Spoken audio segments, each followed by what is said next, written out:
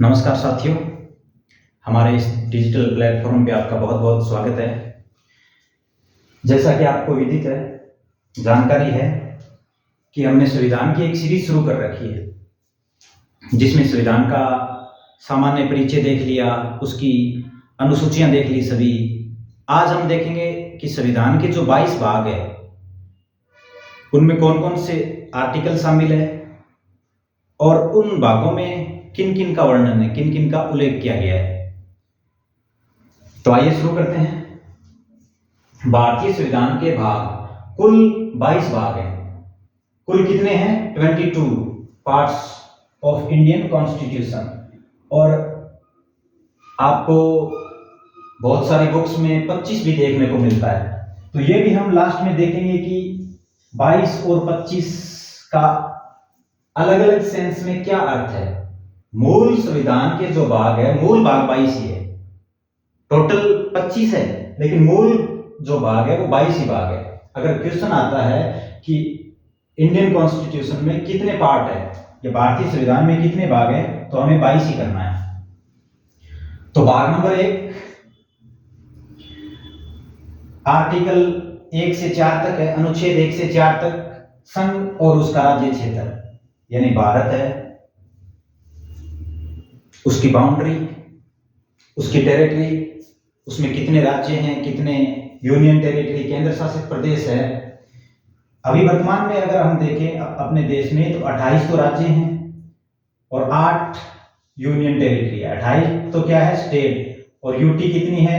केंद्र शासित प्रदेश 8। तो इन सभी का उल्लेख भारतीय संविधान के भाग 1 में अनुच्छेद 1 से 4 तक है। उसके बाद भारतीय संविधान का भाग 2 नागरिकता से संबंधित है, अनुच्छेद 5 से 11 तक। भारतीय संविधान का भाग 2 सिटीजन से संबंधित है, सिटीजनशिप से संबंधित है, अनुच्छेद 5 से 11 तक है। कौन भारत का नागरिक होगा, किसको भारत की नागरिकता मिलेगी, किसको नागरिकता से वंचित किया जाएगा, उनके बारे में कानून कौन बनाएगा, ये सब बातें भाग 2 में अनुच्छेद 5 से 11 तक है। भाग 3 में फंडामेंटल राइट, मूल अधिकार। जब संविधान लागू हुआ, मूल संविधान में ये 7 थे, वर्तमान में कितने हैं? 6। वर्तमान में कितने हैं? 6। आर्टिकल अनुच्छेद 12 से 35 तक भारतीय संविधान के भाग 3 में मूल अधिकारों का वर्णन है। कुल वर्तमान में 6 है। जब लागू हुआ था संविधान, मूल संविधान में 7 थे। संपत्ति का जो मूल अधिकार है वो वर्तमान में नहीं है, वो वर्तमान में विधिक या कानूनी अधिकार है। जो पहले आर्टिकल, ये कौन से आर्टिकल में मूल अधिकार? 12 से 35। ये जो संपत्ति वाला था, जो 7वां था, जो हटा दिया गया है, ये आर्टिकल 31 में हुआ करता था और आजकल ये मूल अधिकार नहीं है। तो इसको डाल दिया है 300 के आर्टिकल में, 300 के में, और ये कानूनी अधिकार बन गया है, विधिक अधिकार है। अब ये मूल अधिकार नहीं है। उसके बाद भारतीय संविधान का भाग 4 अनुच्छेद 36 से 51 तक राज्य के नीति के निदेशक तत्व, राज्य के नीति के निदेशक तत्व, DPSP, direct principle of state polity, state policy, नीति निदेशक तत्व, अनुच्छेद 36 से 51 तक भारतीय संविधान के भाग 4 में ये नीति निदेशक तत्व बताते हैं सरकार को कि उनको नीति निर्माण में, कानून निर्माण में किन किन बातों का ध्यान रखना चाहिए। यहां से राज्य को नीति निर्माण में सहायता मिलती है। उसके बाद भारतीय संविधान का जो भाग 4 के है, या उसको 4 के, या अगर हम अल्फाबेट में इंग्लिश में देखें तो 4 ए, इसमें मूल कर्तव्य है। भाग 4 के में मूल कर्तव्य, जैसा कि मैंने आपको स्टार्टिंग में बताया, भारतीय संविधान में कितने भाग है? 22, लेकिन अब टोटल कितने हो गए? 25। मूल संविधान, मूल भाग तो 22 ही है। इसका मतलब ये जो 4 के भाग है या 4 ए है, अनुच्छेद 51 ए में या अनुच्छेद 51 के में है, जिनमें मूल कर्तव्यों का वर्णन किया गया है, ये मूल संविधान में नहीं था, बाद में जोड़ा गया। 42वें संविधान संशोधन 1976 के द्वारा सरदार स्वर्ण सिंह समिति के द्वारा इसको जोड़ा गया और वर्तमान में 11 मूल कर्तव्य हैं।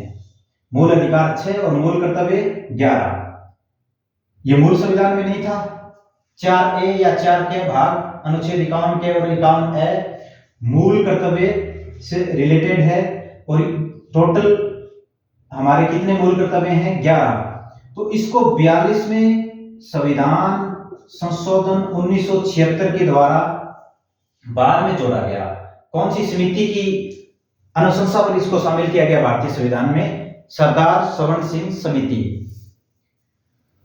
उसके बाद भारतीय संविधान का भाग 5 अनुच्छेद 52 से 151 तक ये संघ से संबंधित है। भारत के बारे में, भारत की सरकार के बारे में, भारत के जितने भी आयोग प्रमुख पदाधिकारी है उन सब का वर्णन भारतीय संविधान के भाग 5 में है। यानी संघ से संबंधित जो भी प्रावधान प्रोविजंस है वो भारतीय संविधान के भाग 5 में है। अनुच्छेद 52 से 151 तक है। और ये जो 5 नंबर भाग है ये भारतीय संविधान का सबसे बड़ा भाग है, सबसे बड़ा भाग। कई बार कॉमन सेंस का क्वेश्चन भी कंपटीशन एग्जाम में पूछ लिया जाता है कि भारतीय संविधान के 22 भागों में सबसे बड़ा भाग कौन सा है? कौन सा है? 5 नंबर। संघ से संबंधित प्रोविजंस है इसमें। 52 से 151 तक आर्टिकल शामिल है। उसके बाद संघ के बाद राज्य भाग नंबर 6 में अनुच्छेद 152 से 237, अनुच्छेद 152 से 237, 5 में संघ, 6 में राज्य, 5 में आर्टिकल 52 से 151 और 6 में आर्टिकल 152 से 237। ये भारतीय संविधान का दूसरा सबसे बड़ा भाग है। दूसरा सबसे बड़ा भाग, भारतीय संविधान का दूसरा सबसे बड़ा भाग। भाग नंबर 7 अनुच्छेद 238 में, इसमें राज्यों की श्रेणियां, 20 श्रेणी के राज्य। जैसा कि हम जानते हैं 1950 में भारत में 4 श्रेणियों के राज्य हुआ करते थे। या जो राज्य पुनर्गठन आयोग बना था 1956 में फजल अली की अध्यक्षता में 3 सदस्यीय आयोग था। 2 अन्य सदस्य उसके थे एच.एन. कुंजरू, हृदयनाथ कुंजरू और के.एम. पणिक्कर। जो के.एम. पणिक्कर है वो हमारे बीकानेर रियासत से संबंधित है, राजस्थान से संबंधित है। तो राज्यों की 4 श्रेणियां थी, ए बी सी डी, और राजस्थान भी इसमें शामिल था, 20 श्रेणी का राज्य था। अपना राजस्थान भी कौन सी श्रेणी का राज्य था? तो अपना जो आरजे है राजस्थान है वो भी इंक्लूड था इस 20 श्रेणी में। 26 जनवरी 1950 के समय जब संविधान लागू हुआ था उस समय की बात है। लेकिन बाद में जो 7वां संविधान संशोधन हुआ था, कौन सा संविधान संशोधन? 7वां संविधान संशोधन। और ये 7वां संविधान जो संशोधन हुआ था वो किसकी अनुशंसा पर हुआ था? जिस प्रकार 42वां संविधान संशोधन 1976 के द्वारा मूल कर्तव्य जोड़े गए थे सरदार सवर्ण सिंह समिति की सिफारिश पर, उसी प्रकार 7वां संविधान संशोधन हुआ था वो किसकी सिफारिश पर हुआ था? राज्य पुनर्गठन आयोग। राज्य पुनर्गठन आयोग अध्यक्ष कौन थे? फजल अली और 2 अन्य सदस्य थे एच.एन. कुंजरू और के.एम. पणिक्कर। के.एम. पणिक्कर अपने बीकानेर राजस्थान से संबंधित है। तो उसमें राज्यों की श्रेणियां समाप्त कर दी गई राज्य पुनर्गठन आयोग की सिफारिश पर। 7वें संविधान संशोधन 1956 के तहत राज्यों की श्रेणियां समाप्त कर दी गई। और उस समय 1956 में अपने देश में 14 तो थे राज्य और 6 थे केंद्र शासित प्रदेश, कुल 20। जैसे वर्तमान में कितने हैं? 28 स्टेट है और 8 यूटी है।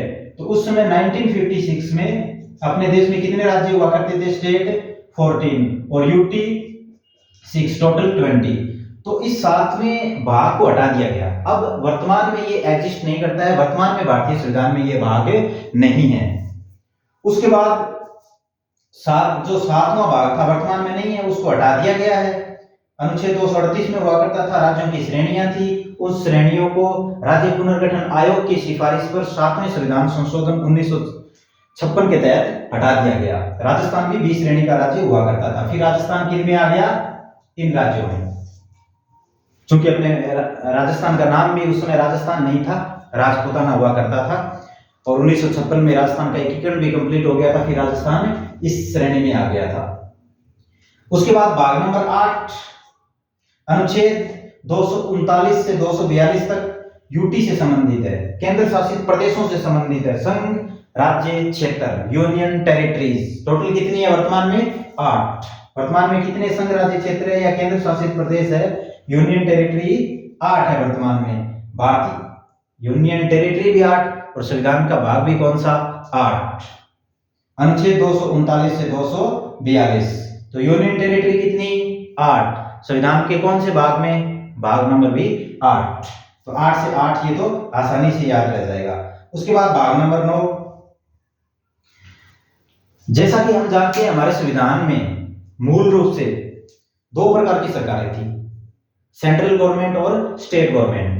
लेकिन बाद में जो 73वां संविधान संशोधन हुआ था 1992 में और 74वां संविधान संशोधन 1992 में हुआ था, उसके द्वारा लोकल गवर्नमेंट को, स्थानीय सरकार को संवैधानिक दर्जा दिया गया।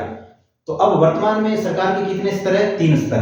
केंद्र पे केंद्रीय सरकार, सेंट्रल गवर्नमेंट, प्रत्येक स्टेट में राज्य सरकार और अपनी लोकल सरकार, स्थानीय सरकार। तो जो ग्रामीण स्थानीय सरकार है, पंचायतों वाली, ग्रामीण स्तर पे ग्राम पंचायत, पंचायत समिति, मध्यम वाले स्तर पे ब्लॉक स्तर पे और जिला स्तर पे जिला परिषद, उन सभी का वर्णन भारतीय संविधान के भाग 9 में है। अनुच्छेद 243 से 243 ओ तक है। इसमें कुल 16 आर्टिकल हो गए। ए से ओ तक आते हैं तो 15 होते हैं और एक 243 खुद हो गया तो 15 और एक 16 आर्टिकल इसमें है। भारतीय संविधान का भाग 9। देखो वैसे तो यहां से 4A तक ये सारे ऊपर वाले हो गए, 5 में संघ सबसे बड़ा भाग, 6 में राज्य दूसरा सबसे बड़ा भाग, 7 को हमने हटा दिया है, 8 में यूटी 8। फिर ये संघ सरकार हो गई, राज्य सरकार हो गई या फिर यूनियन टेरिटरी केंद्र शासित प्रदेश हो गए। तो उसके बाद लोकल गवर्नमेंट हो गई। तो 9 में ग्रामीण स्थानीय स्वशासन जो पंचायतों से संबंधित 243 से 243 ओ तक कुल 16 अनुच्छेद है इसमें। फिर 9A में नगर पालिकाएं, शहरी स्थानीय स्वशासन या नगरीय स्थानीय स्वशासन से संबंधित जो भी प्रोविजंस है वो भाग 9A में है। अनुच्छेद 243 पी से 243 जेड जी तक, इसमें कुल 18 आर्टिकल है। कुल कितने 18 आर्टिकल। और इसमें भी 3 प्रकार की, वैसे पंचायतों की तरह नगर पालिका सबसे निचले स्तर पर, बीच वाले स्तर पर नगर परिषद और सबसे उच्च स्तर पर नगर निगम, सबसे ऊंचे वाले स्तर पर नगर निगम। तो नगर पालिकाओं या शहरी निकायों से संबंधित जो भारतीय संविधान का भाग है वो भाग 9A है। 243 पी से 243 जेड जी, टोटल 18। फिर भाग 9B। तो इसमें थोड़ा सा ये याद रखना कि ये 73वां संविधान संशोधन के तहत जोड़ा गया 1992 में, और ये 9A है, ये 74वां संविधान संशोधन, ये भी 1992 में। इसके बाद सहकारी समिति से संबंधित 9B है, 243 जेड एच से जेड टी तक, इसमें कुल 13 आर्टिकल। तो ये भी मूल संविधान के भाग नहीं है। एक तो ये मूल कर्तव्य वाला 4 है, फिर 9 तो था भाग, 9A, 9B या AB, और इसमें सहकारी समितियों वाला ये पार्ट जोड़ा गया था 57वां संविधान संशोधन।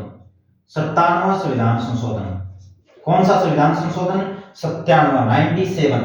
9B सहकारी समितियों से संबंधित है, 243 जेड एच से जेड टी तक है, और ये इसमें कुल 13 आर्टिकल है। 97वें संविधान संशोधन से इसको भारतीय संविधान में जोड़ा गया। उसके बाद भाग नंबर 10, इसमें 2 आर्टिकल है, 244 और 244A, 244 और 244A। ये जो शेड्यूल एरिया है और शेड्यूल ट्राइबल एरिया है उनसे संबंधित जो भी वर्णन है वो भाग 10 में अनुच्छेद 244 और 244A में दिया गया है।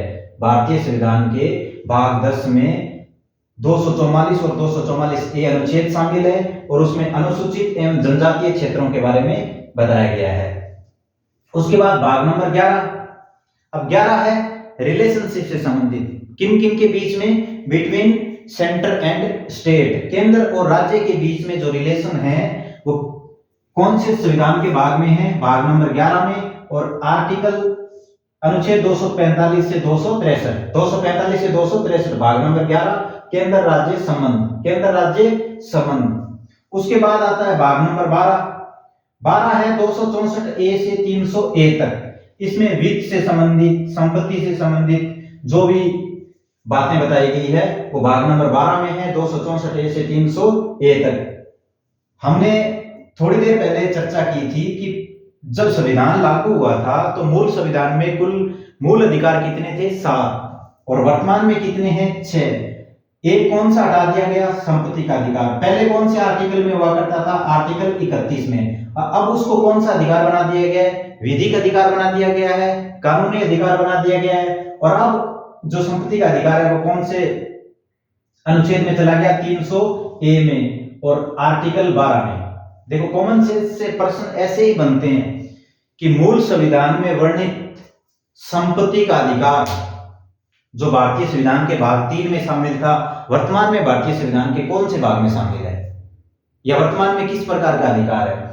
तो मूल संविधान में जो संपत्ति का अधिकार था आर्टिकल 31 के तहत, वो अब भारतीय संविधान के भाग 12 में है, आर्टिकल 300 ए में है। और भाग 12 में टोटल जो है वो 264 ए से 300 ए तक आर्टिकल शामिल है। ये फाइनेंस और प्रॉपर्टी से संबंधित है, वित्त और संपत्ति से संबंधित। भाग नंबर 13 301 से 307 तक अनुच्छेद व्यापार और वाणिज्य से संबंधित, बिजनेस एंड कॉमर्स।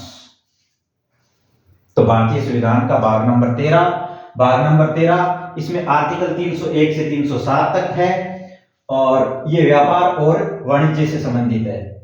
उसके बाद भाग नंबर 14 308 से 323 तक, भारतीय संविधान का भाग नंबर 14 308 से 323 तक है।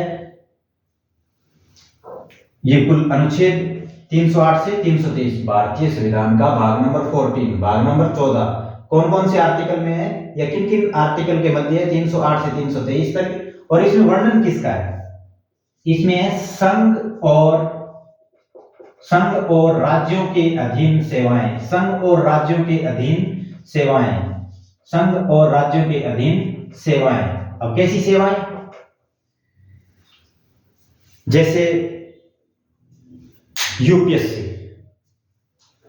यूनियन पब्लिक सर्विस कमीशन, संघ लोक सेवा आयोग। वैसे ही हर स्टेट में स्टेट पीएससी है, राज्य लोक सेवा आयोग है।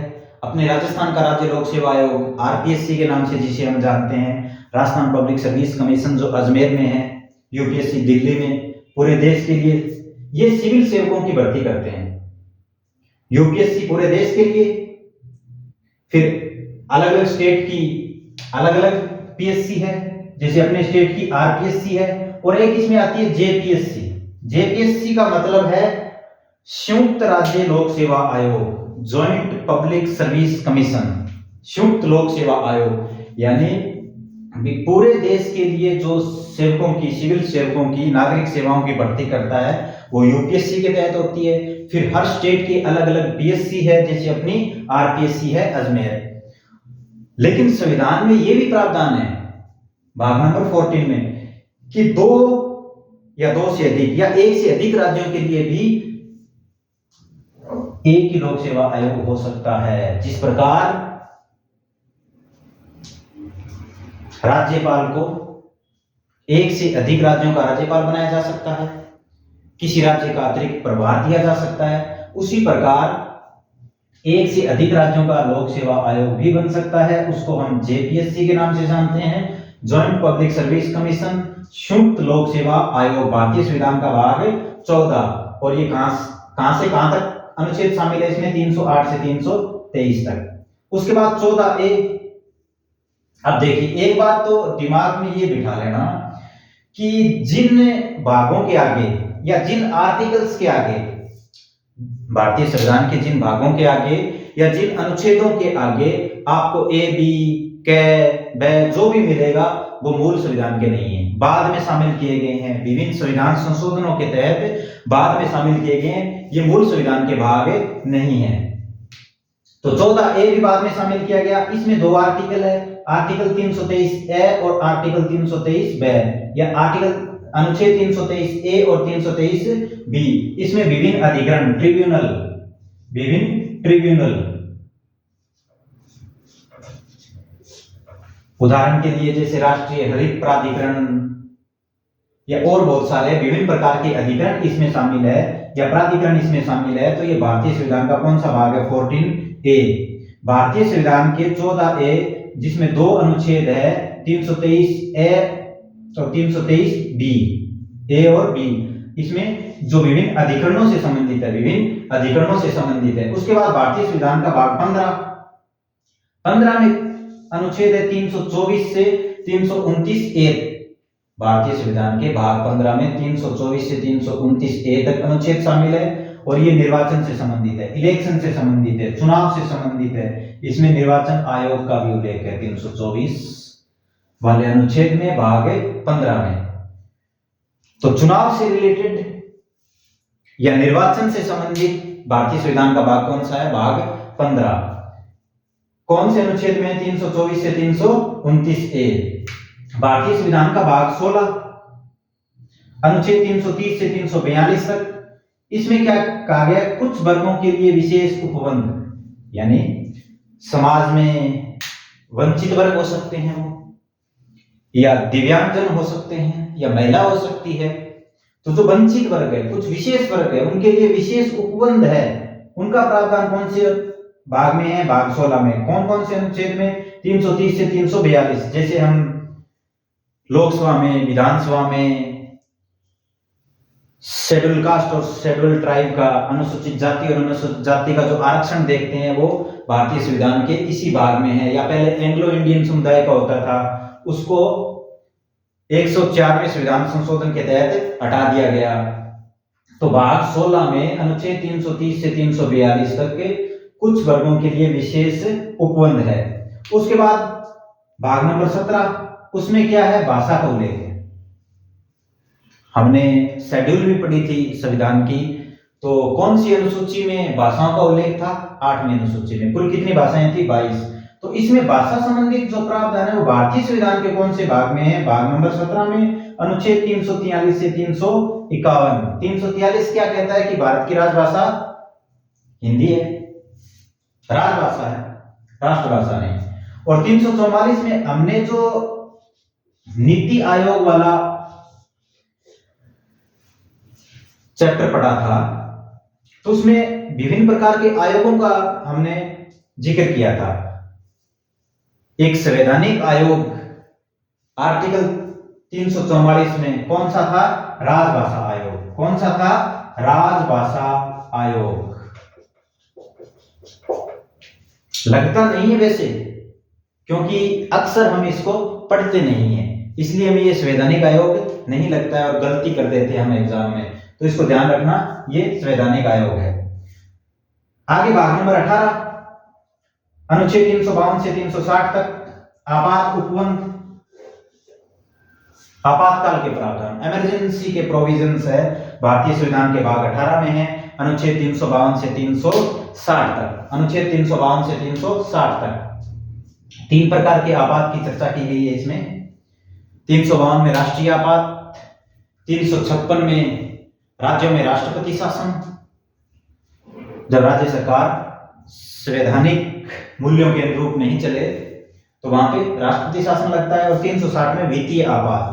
वित्तीय आपात का आज तक हमारे देश ने सामना नहीं किया है, यानी वित्तीय आपात हमारे देश में अभी तक नहीं लगा है। 360 का प्रयोग नहीं हुआ है। 352 का कुल 3 बार प्रयोग हुआ है। 352 कितनी बार लग गया? 3 बार। तो 356 तो लगभग 134 बार आज तक भारतीय संविधान में इसका प्रयोग हो चुका है। और अभी हाल ही में 13 फरवरी 2025 को भारत के कौन से राज्य में राष्ट्रपति शासन का प्रयोग किया गया है? मणिपुर में। कौन से राज्य में? मणिपुर में। और मणिपुर अब वो स्टेट बन गया है जिसमें भारत में सर्वाधिक बार अनुच्छेद 356 का प्रयोग हुआ है। कुल कितनी बार? 11 बार। कुल 11 बार। आगे भाग नंबर 19, अनुच्छेद 361 से 367, विविध प्रावधान, यानी इसमें कोई एक विषय के बारे में नहीं है, विभिन्न विषयों के बारे में है। विभिन्न विषयों के बारे में है, सीक्वेंस में कुछ भी नहीं है। विविध प्रकार के प्रावधान है, विभिन्न विषयों के बारे में है।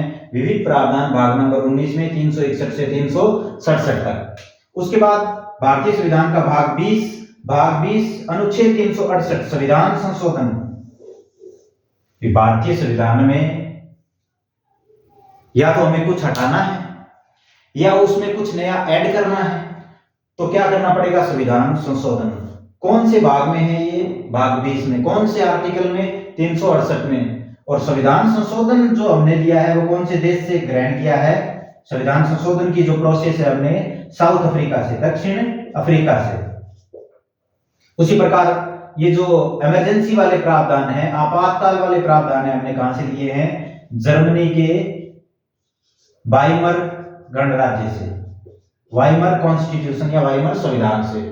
उसके बाद भाग नंबर 21 369 से 392 तक अस्थायी संक्रमणकालीन और कुछ विशेष उपबंध। इसमें स्टार्टिंग में कुछ राज्यों के लिए अलग अलग प्रोविजंस है, वो हम नेक्स्ट क्लासों में जब भाग नंबर 1 से शुरुआत करेंगे तो 395 तक पहुंचेंगे तो सारे आ जाएंगे। तो भाग नंबर 21 में अनुच्छेद 369 से 392 अस्थायी संक्रमणकालीन और विशेष उपबंध। ये आपात वाला इसमें कंफ्यूज हो जाएगा। आपातकाल है या इमरजेंसी का जो प्रावधान है जो हमने जर्मनी के वाइमर गणराज्य से लिया है, अनुच्छेद 352 से 360 भाग नंबर 18 में है। और अस्थायी संक्रमणकालीन और विशेष उपबंध है भाग नंबर 21 में, अनुच्छेद 369 से 392 तक। और भारतीय संविधान का अंतिम भाग 22 नंबर भाग, आर्टिकल 393 से 395 तक। इसमें भारत का संक्षिप्त नाम, प्रारंभ आदि उल्लेख है। संक्षिप्त नाम क्या है? भारत का संविधान। भारत का संविधान। संक्षिप्त नाम क्या है? भारत का संविधान। भारत का संविधान। तो जैसा कि हमने स्टार्टिंग में चर्चा की थी कि हम अंत में देखेंगे ये 22 और 25 का क्या मतलब है। तो अब देखिए, मूल जो भाग है भारतीय संविधान में वो कितने हैं? 22। मूल भाग कितने हैं? 22। ठीक है, यहां तक ठीक है। उसके बाद राज्य पुनर्गठन आयोग की सिफारिश पर 7वें संविधान संशोधन अधिनियम 1956 के तहत हमने 7 नंबर भाग को क्या कर दिया? हटा दिया। जब हमने 7 नंबर भाग को हटा दिया तो 22 में से एक निकल गया, तो हमारे पास कितने भाग बचे? 21। अब ये 25 कैसे हुए देखना। मूल कर्तव्य वाला हो गया 4A, तो एक ऐड हो गया। उसके बाद हमने 9A बनाया, शहरी क्षेत्र की संस्थाओं के लिए या शहरी स्थानीय स्वशासन के लिए 9A बनाया, तो 2 नए बन गए। उसके बाद सहकारी समितियों के लिए हमने अलग से 9B बनाया, तो 3 नए बन गए।